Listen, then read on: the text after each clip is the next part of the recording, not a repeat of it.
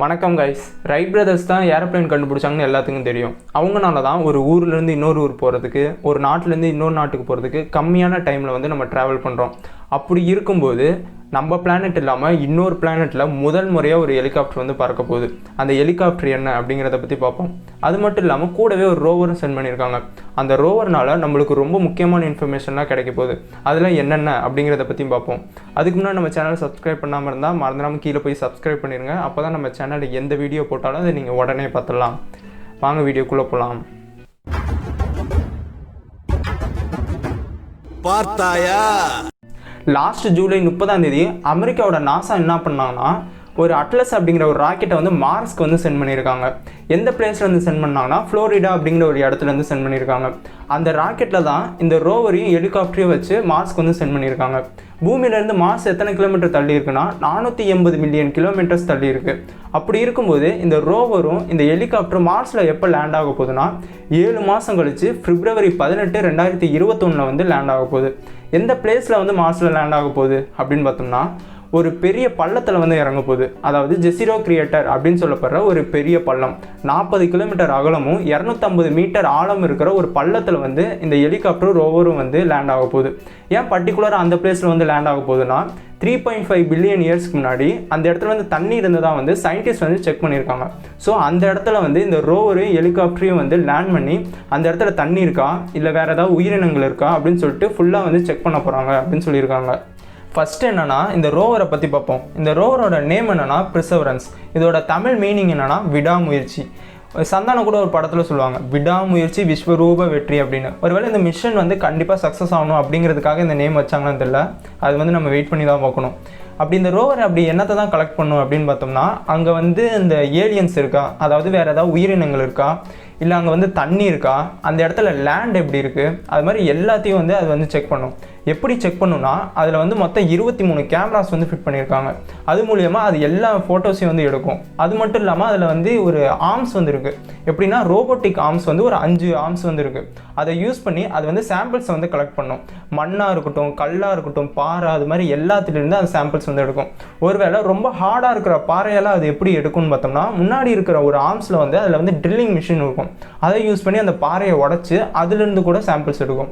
இந்த சாம்பிள்ஸ் எல்லாத்தையும் ஒரு சின்ன டியூப் வழியாக அந்த ரோவருக்குள்ளே வந்து போய் சேவ் பண்ணி வச்சுக்கும். அதாவது அது ஸ்டோரேஜ் மாதிரி உள்ளே இருக்கும், அதுக்குள்ளே வந்து ஸ்டோர் பண்ணி வச்சுக்கும்.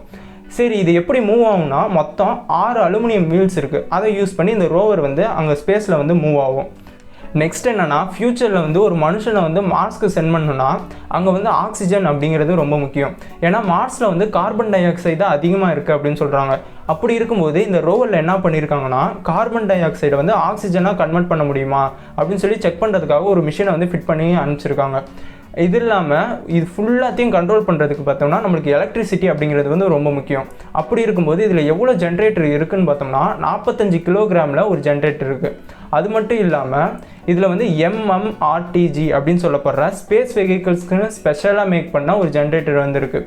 இது எல்லாத்தையும் மீறி எலக்ட்ரிசிட்டி டவுன் ஆனாலும் 2 லித்தியம் பேட்டரிஸ் வந்து யூஸ் பண்ணியிருக்காங்க.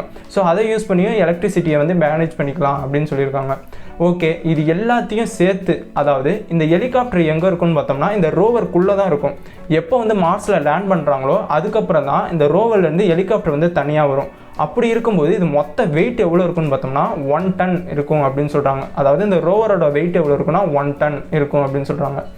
செகண்ட் ஒன் என்னன்னு பார்த்தீங்கன்னா ஹெலிகாப்டர். இந்த ஹெலிகாப்டரோட நேம் என்னென்னா இன்ஜினிட்டிவ். தமிழ் என்னென்னா புத்தி கூர்மை. இது வந்து நம்மளுக்கு எப்படி ஹெல்ப்ஃபுல்லாக இருக்க போகுது, இந்த மிஷனில் வந்து இது எப்படி ரொம்ப முக்கியமாக யூஸ் பண்ண போகிறாங்க அப்படின்னு பார்த்தோம்னா இப்போ வந்து அங்கே வந்து மார்ஸில் வந்து இந்த ரோவர் வந்து இறங்குதுன்னு வச்சுங்க. அதில் இருந்து இதை என்ன பண்ணணுன்னு பார்த்தோம்னா ஹெலிகாப்டர் வந்து தனியாக வந்துடும். வந்ததுக்கப்புறம் என்ன பண்ணணும்னா பறக்க ஆரம்பிக்கும். நார்மலாக நம்ம எர்த்தில் வந்து ஒரு ஹெலிகாப்டரை பறக்க வைக்கிறதுங்கிறது ரொம்ப கஷ்டம். அப்படி இருக்கும்போது வேறு ஒரு பிளானட்டில் ஒரு ஹெலிகாப்டரை பறக்க வைக்கிறதுங்கிறது ஒரு சாதாரண விஷயமே கிடையாது. அதுக்கு அவங்க என்ன பண்ணியிருக்காங்கன்னா அதோட விங்ஸ், அதாவது ரெக்கையை பார்த்திங்கன்னா ஒரு செகண்டுக்கு 2000 to 3000 டைம்ஸ் சுற்றுற மாதிரி ஃபிட் பண்ணி வச்சுருக்காங்க. அது மட்டும் இல்லாமல் அதோட வெயிட் பார்த்திங்கன்னா ரொம்ப கம்மி பண்ணியிருக்காங்க. அதாவது 1.8 kg தான் அதோட மொத்த வெயிட்டு. அப்படி இருக்கும்போது இன்னொரு பிளானட்டில் அதாவது மார்ஸில் வந்து இது வந்து ஈஸியாக பறக்கும் அப்படின்னு சொல்லிட்டு சயின்டிஸ்ட் சொல்லியிருக்காங்க. சரி, இது பறக்கிறனால என்ன யூஸ் அப்படின்னு பார்த்தோம்னா இது வந்து மேக்ஸிமம் 10 மீட்டர் முடியும் பறக்கும். இதனால் 600 மீட்டரில் வந்து என்ன இருந்தாலும் அது எல்லா இன்ஃபர்மேஷனையும் கலெக்ட் பண்ணி ரோவருக்கும் ரோவர்லேருந்து கீழே நாசாவில் இருக்கிற சயின்டிஸ்ட்டுக்கு வந்து அனுப்பும்.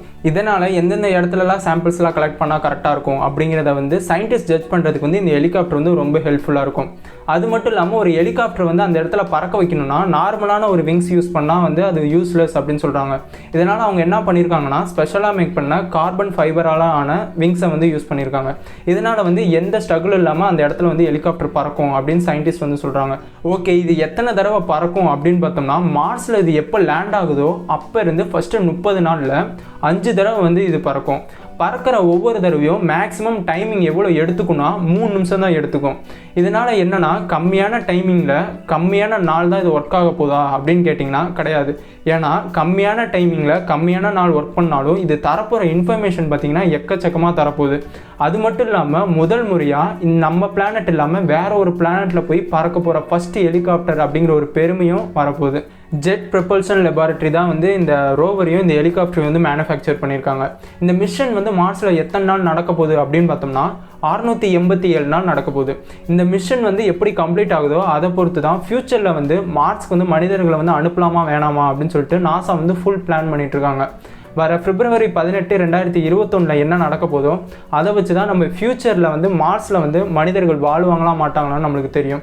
ஓகே கைஸ், இந்த வீடியோ உங்களுக்கு பிடிச்சிருந்தா லைக் பண்ணுங்கள், ஷேர் பண்ணுங்கள். வேறு எந்த டாபிக் பேசினாலும் கீழே இருக்க கமெண்ட் பாக்ஸில் கமெண்ட் பண்ணிடுங்க. நெக்ஸ்ட் வீடியோ பார்ப்போம். பாய்.